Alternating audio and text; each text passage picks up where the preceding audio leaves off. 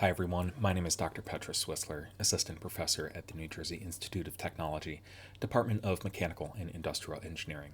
And this is Resume Roast. So I have a resume here from Gaius Octavius, and he says that he was laid off in 2023 and is looking for a full-time role as a materials and process engineer. So this is going to be a bit different than the resumes we've looked at so far, right? We've primarily been looking at student resumes, but this is someone who has some pretty extensive industry experience. So let's take a look. And I'll do my best to highlight kind of the differences that you might have between someone who's been in an industry versus someone who is just getting started. So, unlike a student, right, with a student you should put your education first. This person has a pretty extensive resume here, but just to start out, right, we're going to look at education first, just because that's going to give us some context. So this person graduated in 2015 and appears to have returned to graduate school in 2020. Oh man, what a time to return to graduate school. Oh, I wonder how that was. Yeah, right when that started. Anyway, so yeah, if we're just looking at the education, just to get some background here, uh, synthesis of porous beta phase, titanium oxide nanowires, okay, battery anodes, and then coursework. Yeah, basically just that sort of coursework. And what you'll also notice here is that, right, once you get into industry and you've been there for a while, you don't put a lot of details for your bachelor's, right? Uh, this person has just put the school, degree, and a minor, right, as well as the years and GPA. That's really all you need once you've been out for a few years. So overall, I think the education section looks fine. But let's take a look at the experience, because this is really the um, what the people are going to care about the most. So, looking through it, it looks like there are 3 or so major positions this person has held. One thing I'm noticing is that there's a bit of a gap, 2015 to 2018. That's not necessarily a problem. Just be prepared in the interview to explain that. So we'll start with the top. So working for Meta from 2022 to 2023, developed dispensing processes for adhesive, thermal paste, connective traces, coordinated and executed testing and evaluation of materials, coordinated with vendors, a lot of adhesive stuff, performed routine maintenance, fabricated adhesive coupons, performed material characterization, authored and maintained standard operating procedure for technical reports. This seems good. Everything starts with a verb, which is exactly what you want. The only thing that you might consider would be to choose a few keywords and bold them, right? Right now, it's just a block of text. There's not a lot of breathing room in this resume, right? Also, make sure that everything that you're kind of listing here is in line with the sort of job that you want to get, right? So if you don't want to coordinate with vendors, maybe don't have that. I'm also wondering if some of these could be combined, right? Like if you were to combine those as well as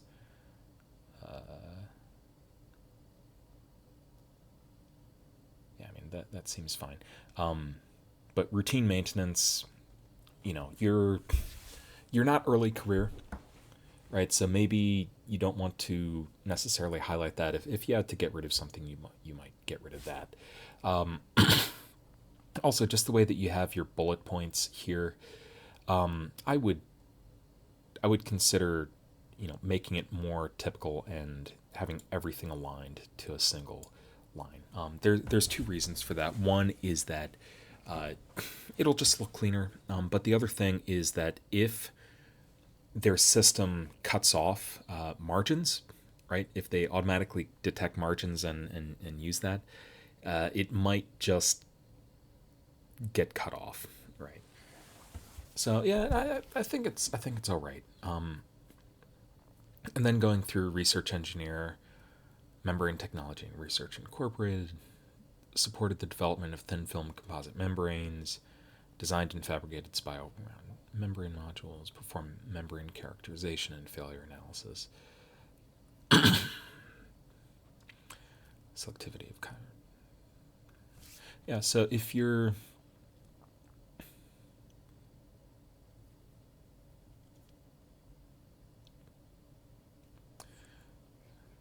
supported, I'm seeing a lot of supported, right? And so the question, right, that you always have with that is, how involved were you, right? And I would try to, if you can make it more specific on what you specifically did, that might be good. But I noticed that it might be there to add some more kind of keywords, but collaborated, right? So supported, collaborated. Those aren't terribly strong for reasons just mentioned. I would try to reduce this, right? Because this is not your most well, but it's the area where you spent the most amount of time. But I would try to collapse that down maybe a bit, especially the supported and collaborated.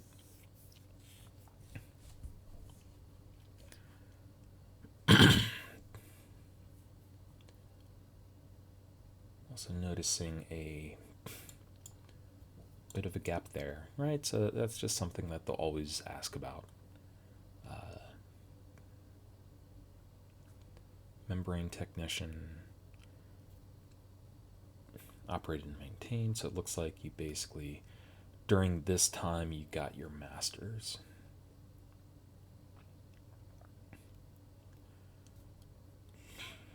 Operated and maintained coatings. Implemented quality control and continuous improvement tools handled. I think what might be useful to you would be to have a quick,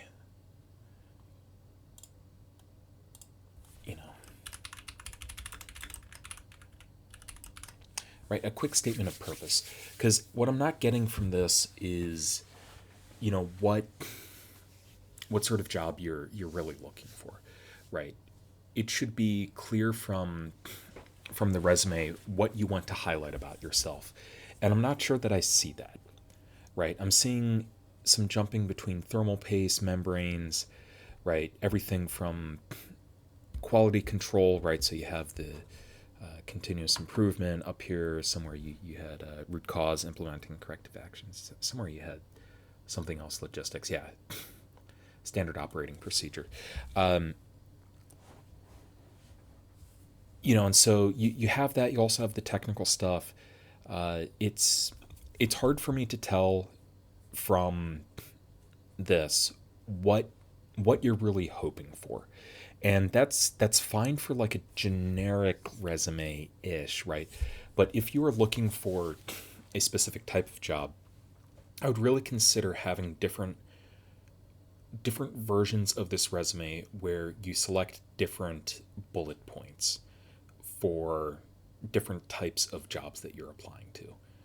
Because really, what an employer wants to look at is they want to look at the first bit of the resume and see that, oh, yes, this person has a very good match for the skills that we are looking for. And you're showing your breadth, right? I can definitely tell that you have a lot of breadth of experience. But typically, for a mid career hire, right, you're not being hired as a generic worker. You're being hired for the skills and experience that you have, right? As you go up, you get more and more specific. So I imagine, and especially as you get more advanced degrees, that's doubly so. So I would recommend kind of narrowing the focus here. just a bit. And going down. Skills. This is all good. Microscopy, material analysis.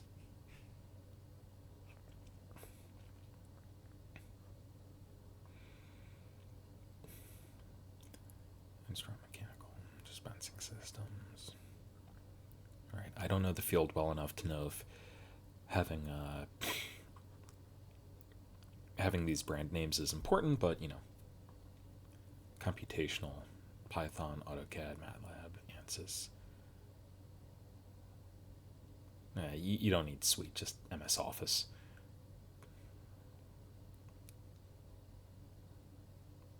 Yeah, Minitab, okay.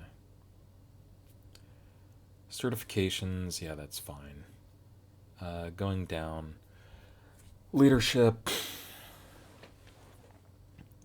So it's kind of an interesting thing here where you have some stuff for leadership in your graduate studies, but I'm not seeing leadership in your work, right?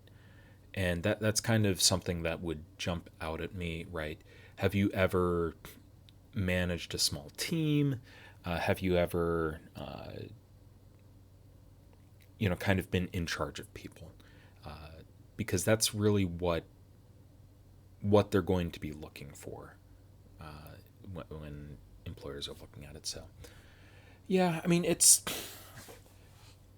good, but I think it could stand to be focused a bit, right? So the major changes I would make, as far as the presentation, I do think having a consistent margin here would be good.